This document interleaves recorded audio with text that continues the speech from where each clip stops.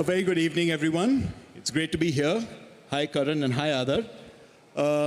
It was less than a month ago that the Indian media and entertainment industry woke up to the news, pretty sensational news, that Dharma and Adar Poonawalla were coming together to do a 50-50 joint venture, and that Dharma Productions would now be a partnership between Karan and Adar.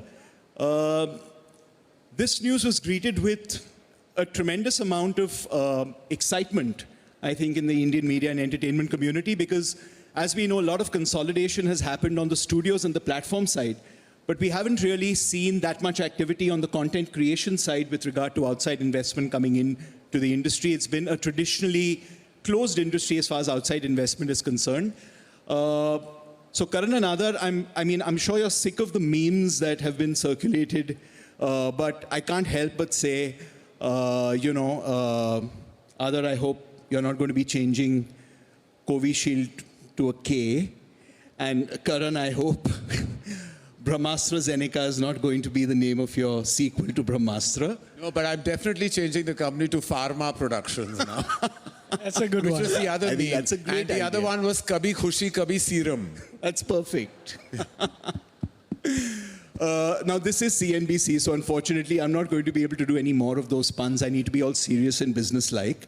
But since it is Karan Johar, I have to ask him what he was manifesting when he decided that Dharma Productions would now move into this new generation of raising capital. Because, as we know, films has been his passion, his father's passion, and Dharma Productions has been a passion project for all these years.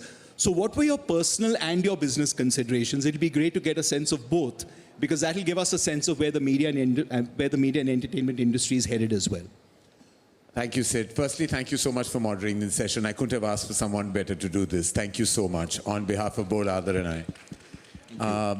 I have to say that contrary to what people might know of or feel of Dharma Productions, actually it's a rather nascent company where it comes to multiple productions and building it in a studio model. We actually began our journey when you were very much part of the family with UTV at that time, with multiple productions that we started with Wake Up Sid and I Hate Love Stories and a film called Qurban. And I signed my first deal, so to say, with Ronnie Screwvala. So the Parsi community has been very kind to me. And subsequently, we built Dharma Productions right up to 2023. So in a sense, our journey of producing multiple films and content has been 15 years old. Prior to that, it was just films that I directed, you know, that my father had curated over the years, which were very few films, really. And there came a point of time where I felt that we needed, for our own growth, we needed the investment. We needed to kind of not partner with everyone and increase our profitability. And therein came the decision to sell stake and, you know, build in a partnership with somebody. At that point, you know, we did all the due diligence, we did all the, you know, work. And the idea was to kind of create further verticals at Dharma Productions. Besides, we have Dharma, we have Dharmatic, we have an ad division at Dharma 2.0. But, you know, the whole idea to build our own distribution network, perhaps, or maybe dabble in the music arena and many other verticals, is something that I dreamt of, but I needed the partnership for that.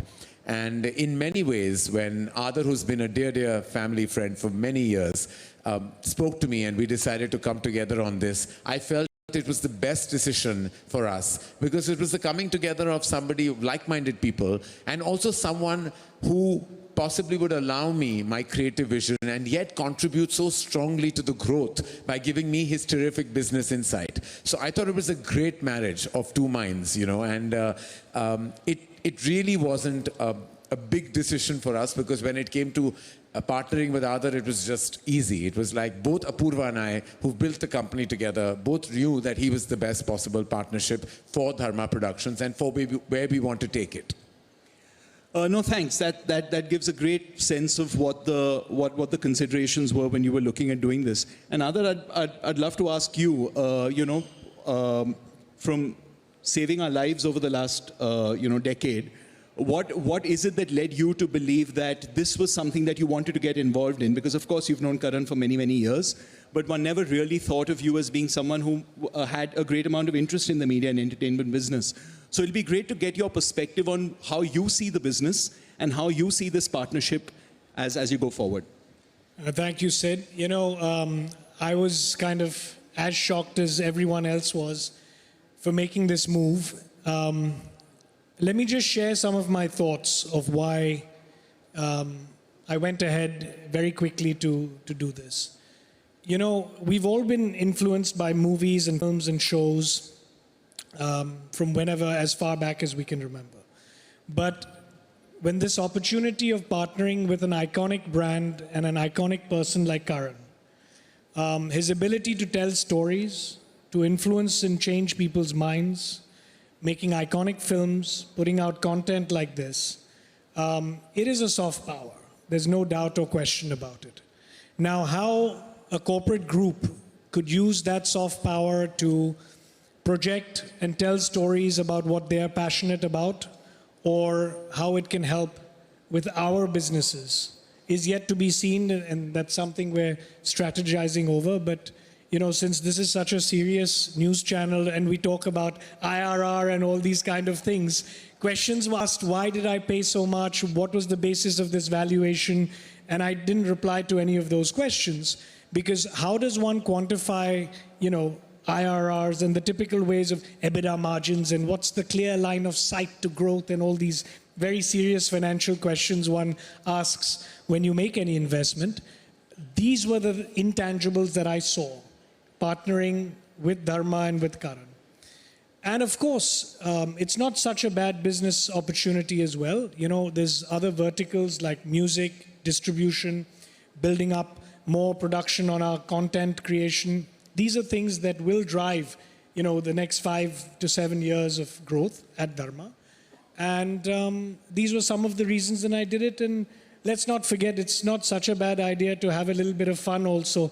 It's not all about just, you know, making money and getting returns. So these were the reasons and, you know, thinking behind why I decided to you know, partner with Karan.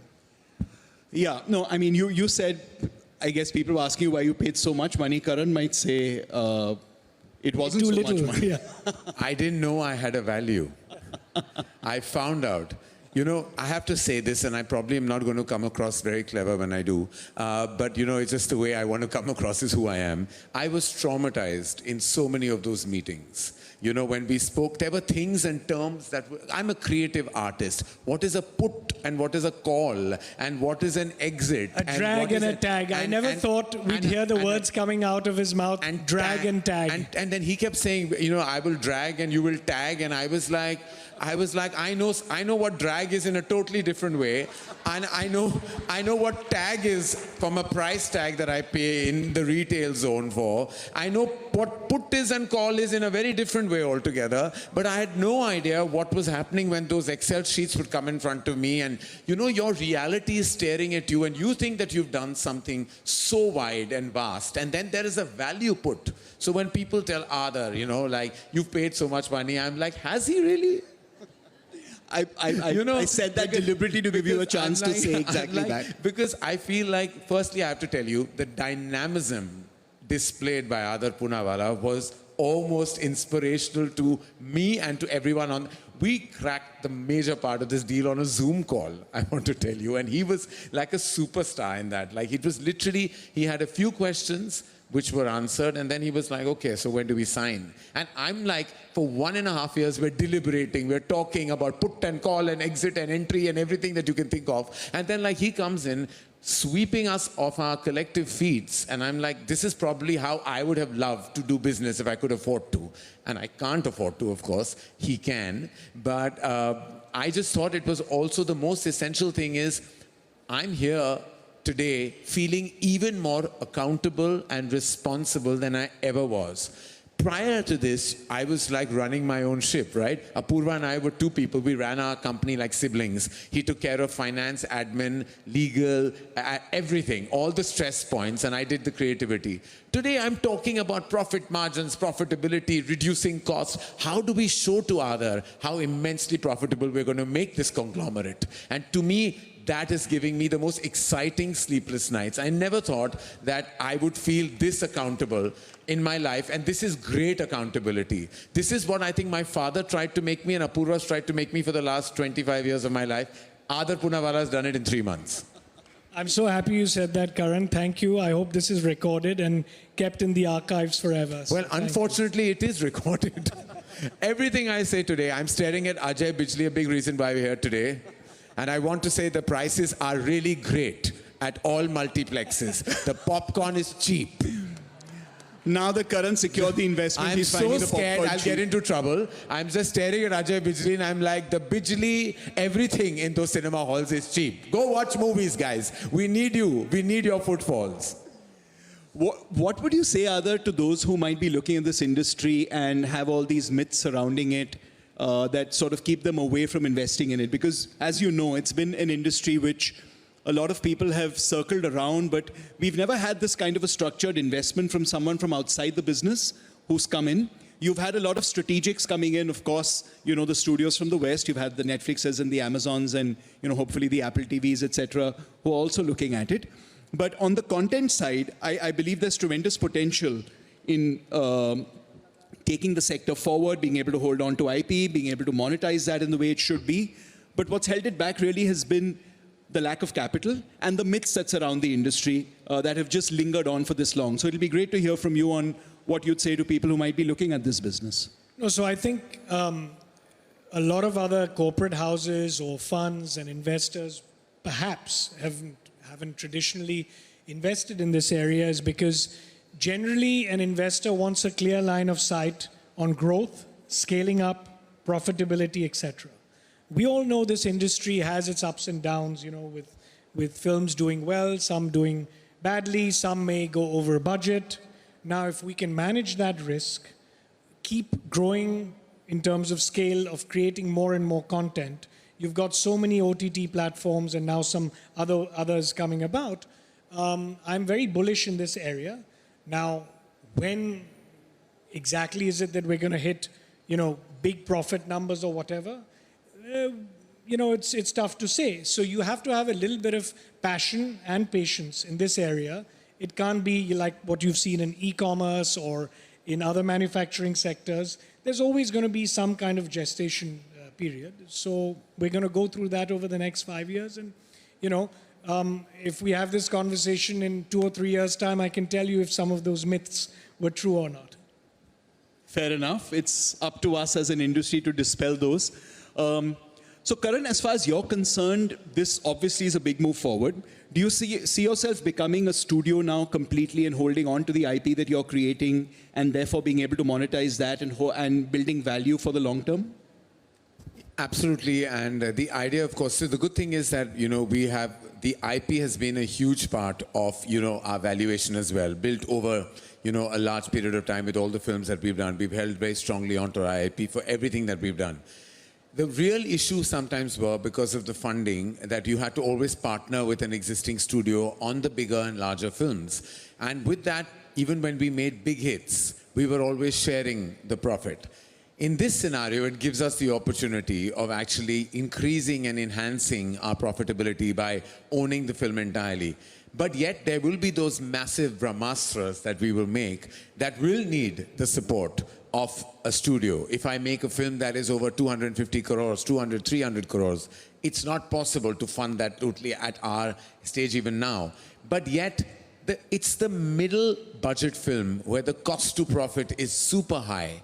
Those are the films that you can actually fund entirely on your own, and you can enjoy and reap the benefits of that big breakthrough profit that is to happen. Because I believe the real bread and butter, the real money comes from that middle budget film.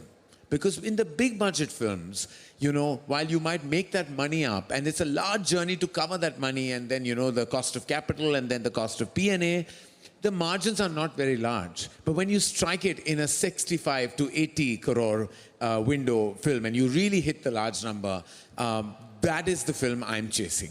So more than the tentpole film, I'm chasing the middle budget film that gives me a larger return. Because they're the revenue multipliers that much more when everybody it's a thinks hit. bigger the film, bigger the money made. It's not always true. Because bigger the money spent is also the bigger, larger journey to recovery, you know. So that's what we do. And then the verticals that we are in the near future going to make some announcements about verticals that we're going to begin. And we do hope that everyone eventually wakes up to the fact that we now truly mean business. So would you do the same thing on the streaming side as well? When you're making series, etc., would you adopt the same model? Maybe the larger tentpole ones are ones that you don't necessarily need to fund yourself, but the middle ones you might look at actually going in and investing? No, so I don't believe in that model. I believe a series should be greenlit by a platform. And then you should go ahead and make it. Because there are, you know, we've seen those content creating houses that have put in a lot of investments, created tremendous creative equity, you know, and by making series, but many of those lie unsold. And eventually, you know, you need to kind of make sure that your series that you're putting all that might on, the money on, gets a platform in a house. So very clear that in Dharmatic Entertainment, we want to widen the scope of our work for sure, but we want to make sure that it's attached to a platform before we start putting any money into it. Got it.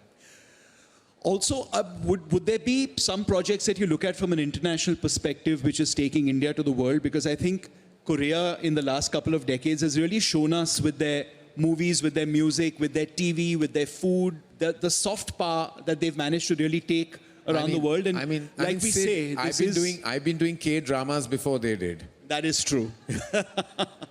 So I'm quite used to it. So literally. No, absolutely. And I think a few of our projects, definitely. For example, we had a breakthrough film called Kill that released last year that was picked up by Lionsgate internationally. A large international sale happened thanks to our presence at the Toronto International Film Festival where we struck that deal. Subsequently, the film is now being remade in English and also in Tamil and Telugu, and we sold those rights. So we do plan to produce the second part of Kill also, and we hope to have the same international success. Similarly, we are producing a film with Neeraj Ghewan, who is a Cannes award-winning filmmaker, and we've planned to take that film, you know, to the international festivals and have sales internationally. Few of those decisions we are definitely going to make, but few, Sid. Because I don't understand this concept of planning a crossover film. Because I do believe once you cross, it's all over. Because, you know, it's really not always going to be viable and beneficial. So I don't think you can plan a film for an audience. Yeah, a film has to acquire. It is something that happens organically Today, at for times. example, I'm not sure, like, you know, when Lagan was made, or Lapata Ladies, both attached to Aamir, where he planned those films for him. He made great films. The fact that it's going to win an international audience and the love of an international audience has to be a thing that happens post the film's release. So I don't think you can plan or strategize an internationally loved film made out of India. What do you think are the other ways in which the media and entertainment industry can maybe look at the way that other industries have scaled up to be able to drive us to our next level of growth? Do you see any things that we can do as an industry to be able to really have that exponential growth that maybe the IT sector saw in the 80s and 90s, or any other industries that have had that step up? I think the government has been quite helpful wherever needed, and we can have conversations with them to see how we can promote and penetrate the rural parts of the country a little bit more. And if you can get more screens there and ways of getting into people's homes in villages and other areas, there's talk about having those cinemas, which are not exactly big screen cinemas like, you know, you see in the urban areas, but more penetration will definitely help scaling up and becoming more profitable. Also, the kind of films that one likes to watch may not, or what we call good films, may not necessarily do so well at the box office as we know. So, you know, when you're looking at it from a business perspective, if anyone else is also investing, one needs to keep making those kind of films, and also the kind of ones which are iconic. What, you know, for example, Karan has made from Kabhi Khushi Kabhi Gham, Kuch Kuch Hota Hai, all those iconic ones, which are remembered, and then you have a library that's built up like we do, you know, which one can monetize later in the future as well. What do you think is the state of the theatrical business right now, Karan, and where do you think it's going to go? I mean, we do talk a lot about phases within this business, and you have your ups and your downs. We're probably in a cycle right now, which we've never really been in before, where the bigger films are doing bigger business than they've ever done before, and films that might not have done this business before COVID are going through the roof. And then there are some films that come and go, even with very big stars. So it's clear that the audience seems to be becoming very discerning about that trip to the theaters. What do you think we need to do as a content industry to be able to? I believe we have to read the room. We've got to read the room as filmmakers. You have to know that today there's a lot of content available on streaming services, but there is still a huge desire for a community watch to go to the cinema. So you have to understand, please let's make the high concept films, the films that draw you to cinema halls immediately, not the films that you have access to, on a daily basis on a streamer. So besides the tentpole films, it's the high concept films or the films made sensibly, because the star cast really today is not just the only driving force, it's the trailer. It's the very first impression. So we have to, I always tell filmmakers, this may sound like a sales pitch, but plan your trailer. If a film is giving you a great theatrical trailer, it's going to give you a great theatrical opening. Anything generic is going to slip through. Anything been there, done that is not going to work. So you have to plan your first unit. It has to be a unit that makes sure that an audience is going to say, I booked my ticket, I'm going to go see. And that is happening. As we speak, we've had a great 2 years. According to me, there have been some thunderous numbers as well, like you said. We've touched the 600 crores. We've never done that before. We've done that. And we also have touched 100 crores with a completely new cast.